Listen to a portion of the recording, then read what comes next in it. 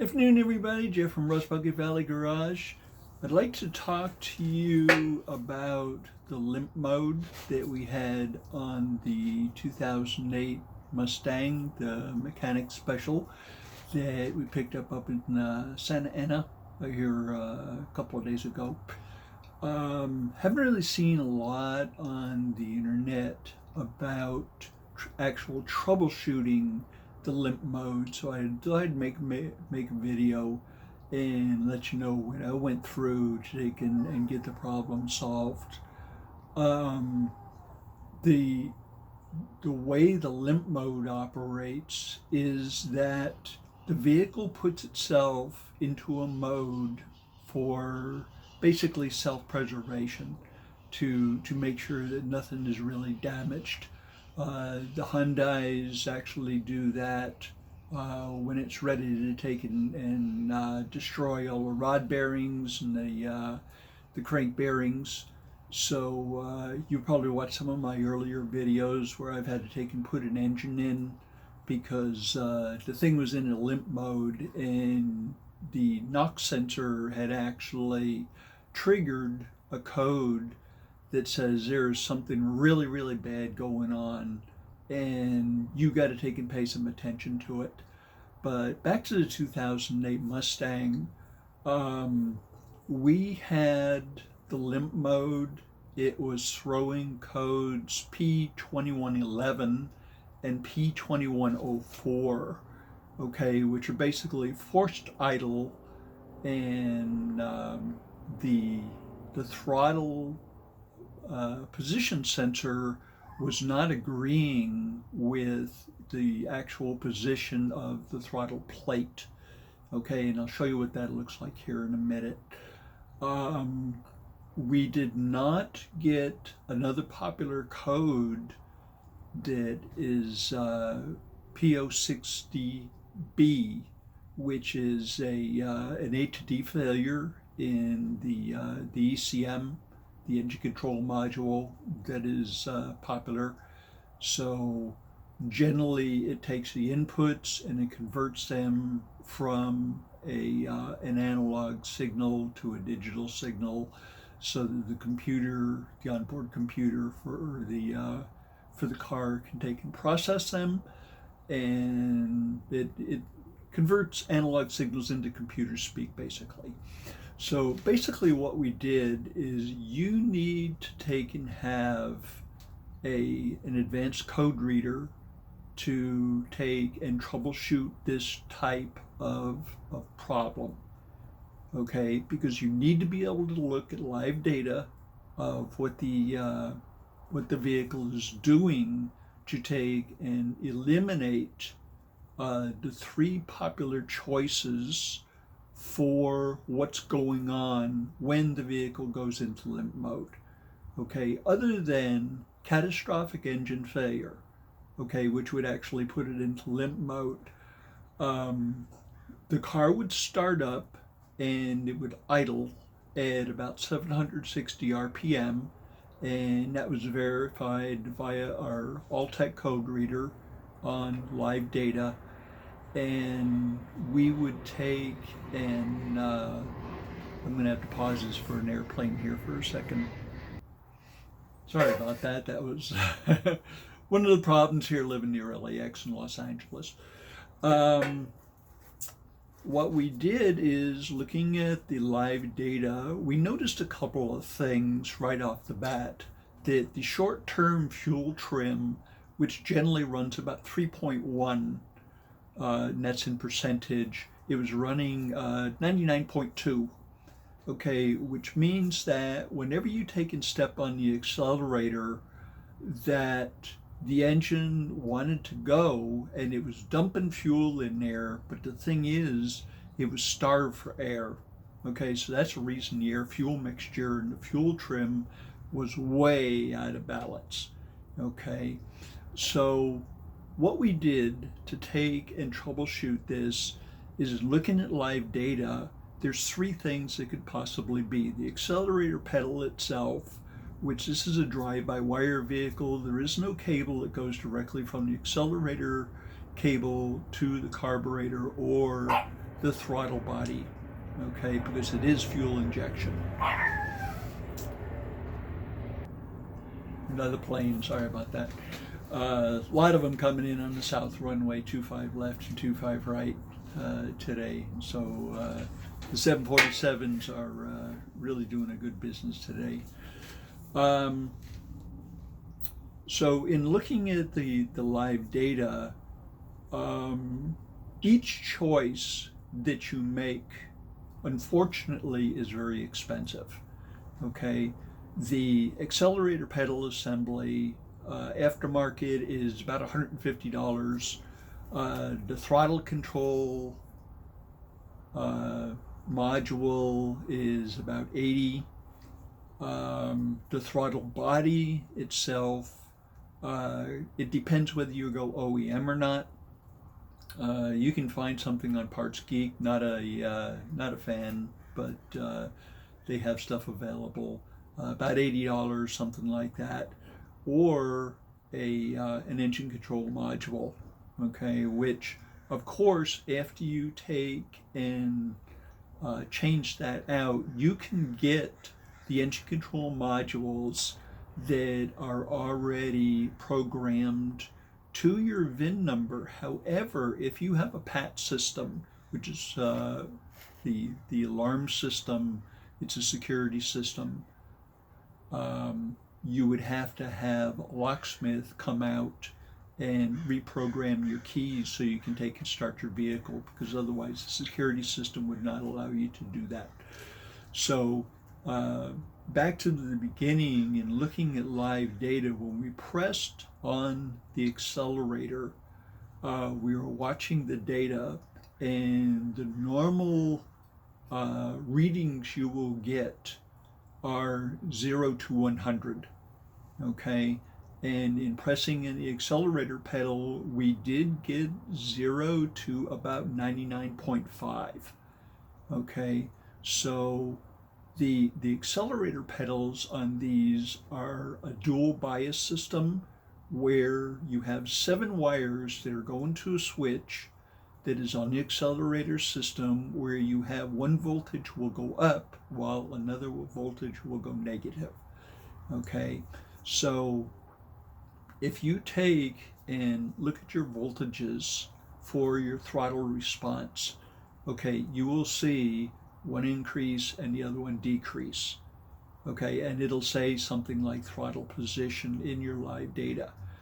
Okay, that will tell you that you can eliminate the accelerator pedal as a cause of being in limp mode. Okay, the next thing you want to take a look at is the throttle body itself. Okay, the throttle body looks exactly like this. This is the old one off the vehicle. This is a Venturi right here. This is the throttle position sensor. Okay, this one is rectangular. This means it's a 3rd generation. It's the most recent one. Okay, this is the driver mechanism. Okay, there's only 2 plugs that go on here. One here, one here. This senses the position of the butterfly that is inside here. Okay, this one is actually all the way closed right now. Okay, and when you take and turn the key on, okay, it does a system check, which it will take and go like this, and then it will go like this. Okay, now we were working alone when we took and checked this out. Okay, so what we did is we took the cell phone and set it up, and we videotaped this. I made one of the other videos here in the last couple of days about using your cell phone as a tool, and this is exactly how we did it. Okay, so we noticed in the video that this butterfly was only opening about that much, which is about 1/3 of the way. Okay, and we also noticed that in the video that it seemed to be dragging. All right. Okay, this is supposed to operate very, very smoothly. This little butterfly right here. it feels like there is some resistance on there. Okay, that would mean that this driver mechanism here, there's something going on with the gears in there, and that's a reason it took and went into limp mode. So we decided that after looking on the internet and seeing this part for anywhere from $80 to about $120 or so, something like that, we decided to take and go OEM. It was a very expensive part. It's over $300. Okay, if you take and you go through this process, you look at your data, you've already eliminated your accelerator pedal, and your engine control module is giving you good feedback. It means the A to D, which is the analog to digital converter, is acting the way it should. Okay, the only thing that's left generally is the throttle body. Okay, so first off, we thought that the throttle position switch might be bad, okay, because we were actually getting a faulty feedback from the throttle position sensor. So we went ahead and we changed this out, and it actually cured a little bit of the problem. We were getting a little bit better response in our data, okay, but still the butterfly here was not happy. It wasn't acting like it should. So obviously sometimes you have to take and load the parts cannon just with a half load, okay, to take and solve some of these problems.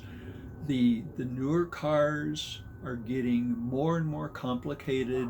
It takes more technology to service that technology and to make things play right. The most bizarre things can happen. This will happen because that's happening, and then you get something else. Okay, so this is actually what I went through to take and solve the problem of the limp mode, and that'll be P2111 and P2104 without the P60B as in Bravo code showing up. Okay, so yesterday evening we put the new throttle body on. This morning we went ahead and started it up, and this car is just really happy right now. Okay, we're still dealing with some electrical problems since it was a mechanic special. We have schematics on order, which ought to be here in a couple of weeks here. It turns out that the windshield wipers and the heater don't work. Turns out they're on the same circuit, so we're going to be troubleshooting that. In looking at the power block that's underneath the hood, which is where all the relays are and where the fuses are and everything. The fuses that are present are actually all good. We had one other vehicle that came in. It was an auction car, and the heater and other things did not work, and it turned out that they'd scavenged some parts out of there. So it looked like a relay was missing. We put the relay in and things came back to life, so everything was happy.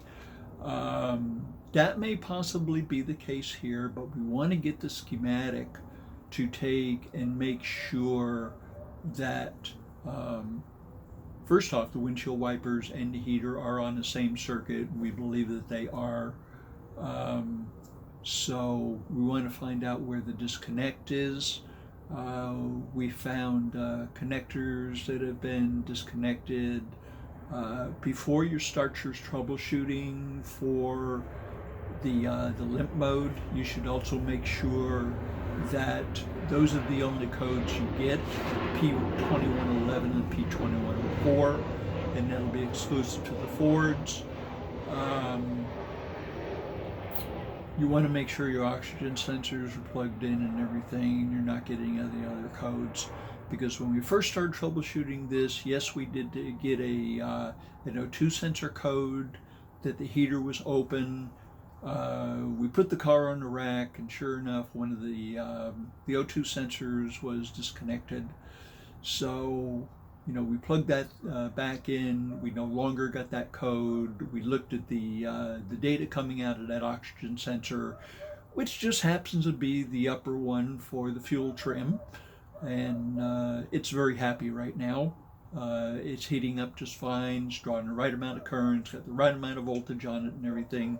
So you want to check your oxygen sensors, your pre-cat and post-cat oxygen sensors first before you start this troubleshooting routine, because the thing is, it can throw off your troubleshooting, so that you may be treating this differently than the actual symptom that you're working on. You want to narrow them down as much as you possibly can. Okay, but we put a throttle body on this one. The car's really happy right now. We just painted the bumper today. It's going to go on tomorrow afternoon. We got to build it, put the upper lower grill in. We got our brackets in. So everything's going good. Okay, we're going to get a good car out of this for probably about $3,000. Okay, and did a little bit of body work on it. We do it when we can, but it's not a major deal. We're still taking care of our regular customers and everything. So anyway, I hope I have given you a little bit of insight on how to take and troubleshoot the limp mode in the Ford Mustang. It may be true with other vehicles. You can take and apply some of the techniques that I've told you about, okay, with the other vehicles. And in any case, I wish you very, very good luck in your troubleshooting, and it doesn't hurt to try, okay? But you do need a scan tool. We use an Altec here. It's like a 708 or 808, something like that, and it's been pretty good. Okay, so I hope you have a great day. Thanks for subscribing, and we'll see you next time.